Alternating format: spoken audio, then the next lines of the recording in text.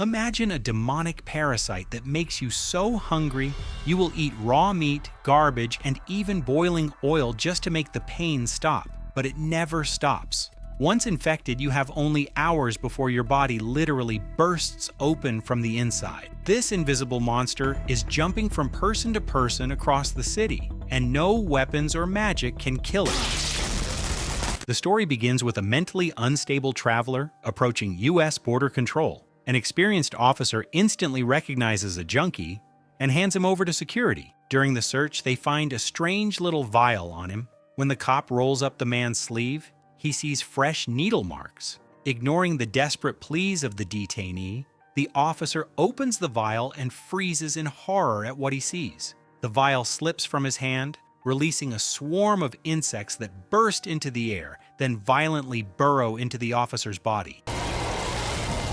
Meanwhile, Constantine and Zed have no idea what kind of trouble is heading their way. Zed keeps training her psychic abilities, uncovering a new, frighteningly powerful potential, and Constantine is starting to feel like he's found a real treasure. Returning to the safe house, Constantine notices the door has been forced open and realizes they have an uninvited guest. Inside, insects are crawling all over the floor and walls. The intruder himself, the same junkie, accidentally triggers one of Constantine's gravity traps and ends up hanging helplessly in midair. It turns out to be Gary, an old friend. Ever since the incident with Astra, Gary disappeared, and today is their first meeting since then. The moment Zed hears Astra's name, her curiosity spikes. But Constantine sharply shuts the topic down and instead asks why Gary came. Gary explains that after a recent overdose, he woke up in the middle of nowhere, in Sudan, Africa. There, Gary met a boy who was being used as a living vessel to imprison a demon. Unable to bear watching the kid suffer, Gary, relying on his barely functioning magic, drew the demon out into a small vial, but that vial later shattered. At the same time, the possessed officer storms into a restaurant and starts cramming anything edible into his mouth. Horrified customers watch as he plunges his hand into boiling oil to grab some fries, eats them half raw, then drops dead on the floor. And moments later, thousands of insects tear their way out of his body.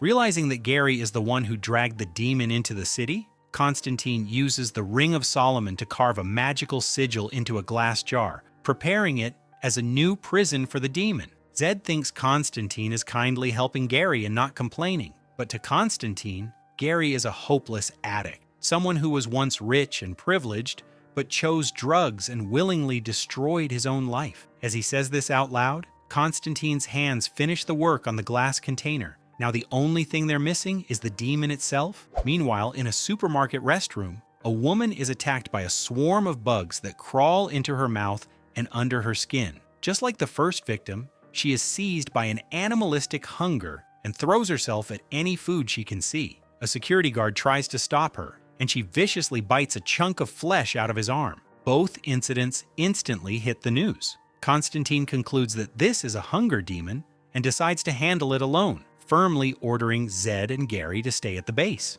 Gary desperately wants to make things right and help, but Constantine pushes him away hard. After Constantine leaves, Zed and Gary talk about Astra. Gary admits that back in the day, he and their friends practically worshipped Constantine. On good days, John would show them little bits of magic and seemed like a living miracle. When Constantine went to perform Astra's exorcism, they insisted on going with him, but the ritual turned into a nightmare and a catastrophic failure that burned itself into their memories. After that incident, Gary's addiction only grew worse and completely consumed him. And when Zed accidentally touches his hand, she sees all of his past in one brutal psychic blast. The overload knocks her off her feet and sends her unconscious. Meanwhile, Constantine arrives at the site of the last attack and learns that after leaving the second host, the swarm possessed a butcher working at a local slaughterhouse. When Constantine gets to the meat plant, every worker is already dead, except for one possessed girl,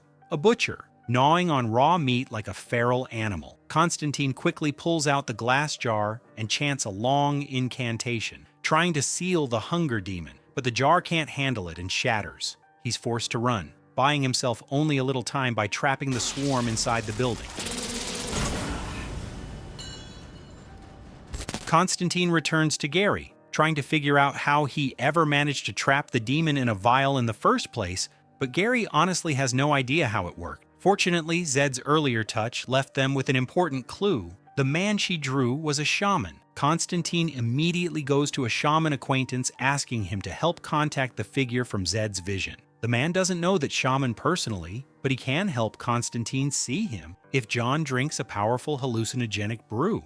After drinking the mixture, Constantine receives a vision of Sudan, a barren, starving land where the hunger demon has become terrifyingly strong. To protect his people, the shaman carved a sacred symbol with the Cusack blade directly into the body of a young boy, turning him into a living cage and sealing the hunger demon inside. Consuming him, but as the demon, upon entering the boy, he began.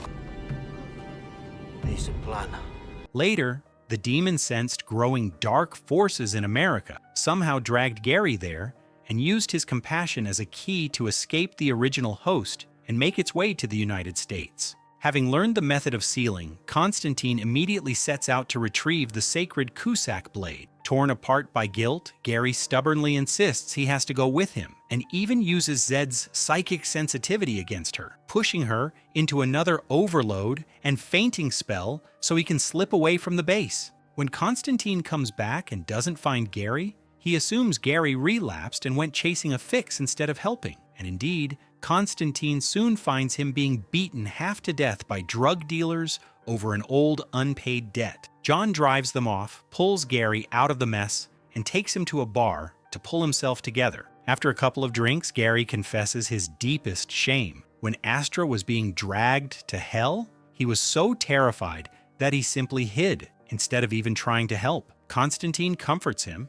saying that even if Gary had stepped in, it wouldn't have changed anything. The blame lies solely on John and no one else. Suddenly, a news report breaks about a new attack. Constantine and Gary rush to the scene, and on the way they break into a museum where the sacred Cusack blade is kept. They split up. Gary searches for the artifact, while Constantine disables the alarm and uses a spell to freeze the guards in place, forcing them to stand there doing calisthenics like obedient puppets. Gary grabs the Cusack blade, and they head to the crime scene, where a girl possessed by the demon is ripping open bags of popcorn like a starving beast, lunging at the food with insane hunger. Constantine finally reveals the whole truth. The only way to seal the hunger demon is to place it into a living human vessel. That person will endure unimaginable agony and die together with the demon, just like the boy in Sudan. Gary understands that Constantine has chosen him. Instead of anger or panic, he accepts it calmly. As a broken addict with nothing left, he sees sacrificing himself to save others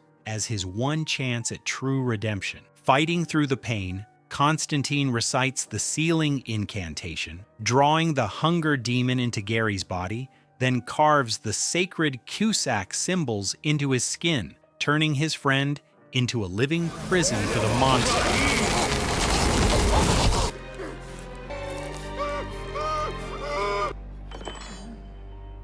Back at the warehouse, Zed is horrified by Gary's condition and lashes out at Constantine, calling him a bastard. But deep down, the one who suffers most is John himself. Constantine has always warned that people around him are doomed to a tragic end, and Gary becomes yet another bitter proof of that curse. In Gary's final agonizing hours, Constantine stays by his side, never leaving him, listening to every tortured scream and turning his friend's suffering into his own personal penance for all his past failures and sins.